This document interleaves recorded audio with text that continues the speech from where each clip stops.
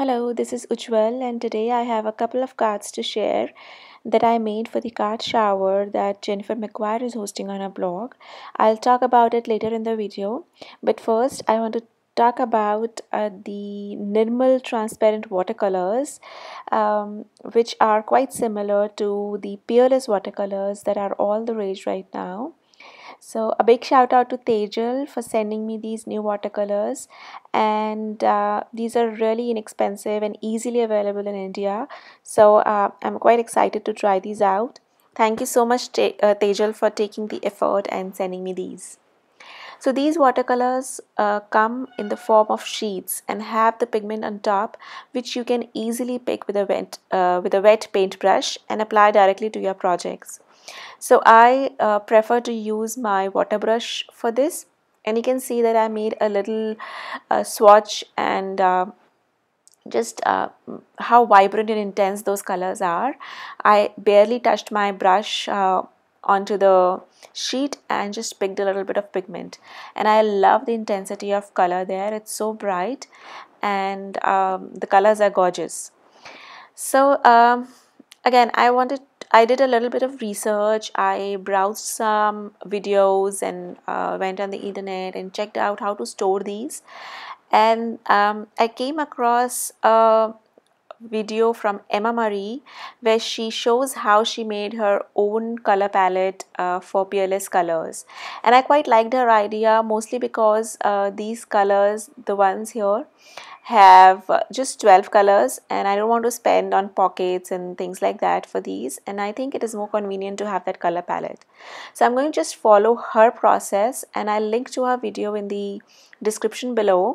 So before I cut them into half, I am going to number them in the order that they were in the booklet. So in case I need a replacement at a later stage, I can just quickly refer to the number and replace the color. So I'm doing that. I'm numbering them from 1 to 12, and it is easier to do this more so because there are no colors assigned, color names assigned to the colors here.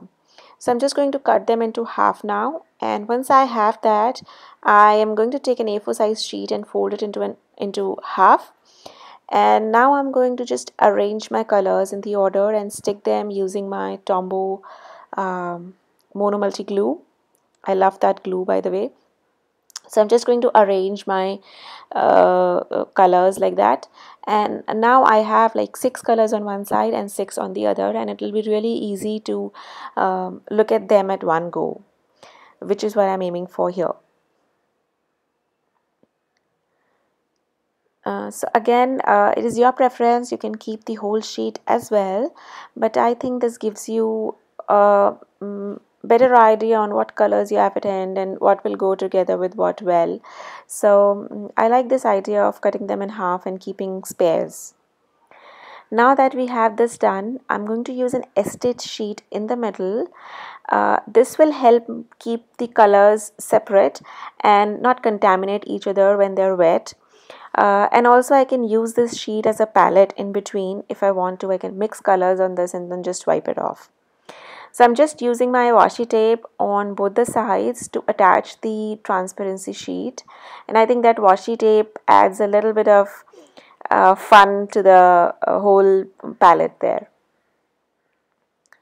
And you can do this any way you like. I've seen people cut those squares out in even smaller size, but I think half was good enough for me, so I just kept it like that. And there you go, you have your color palette ready. And now what I'm going to do is I'm going to make a little color swatch right below the colors with my water brush. And this part is important because, as you can see, since the color is highly pigmented on those sheets, you will not be able to see the true color that comes out of it. The colors are quite different. So as you can see, the brown, it's actually a red, and that dark red is actually an orange. So it would help to have a color swatch, right under it, so I can refer what color I'm using. And I'm kind of trying to do a gradation from dark to light, so I know all the colors that can all the gradients that I can get out of one color.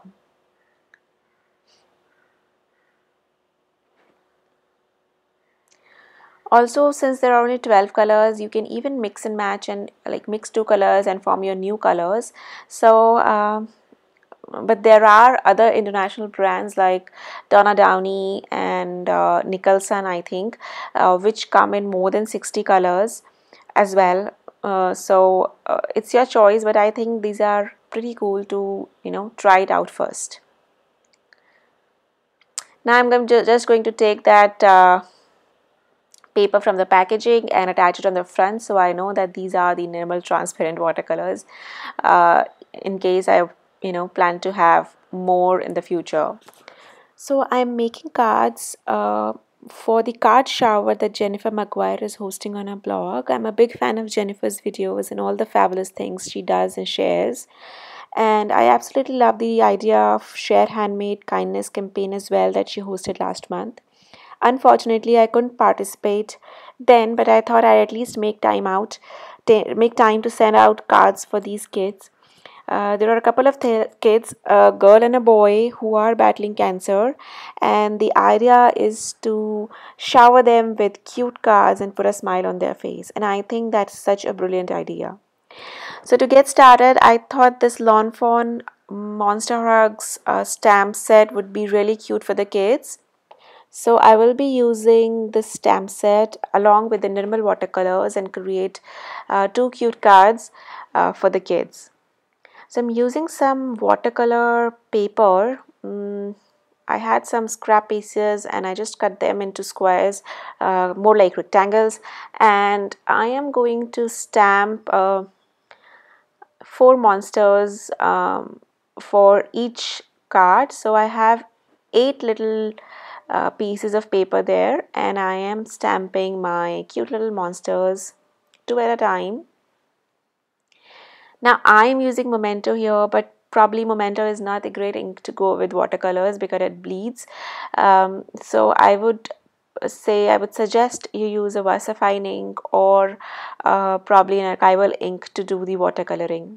I don't know, I wasn't thinking straight and I just used Memento because I use that for almost all the other cards. So I'm just using my water brush, picking up a little bit of pigment from the color sheets and coloring in my monsters. I did have a little bit of bleeding of ink, but I tried not to use a lot of water to avoid that.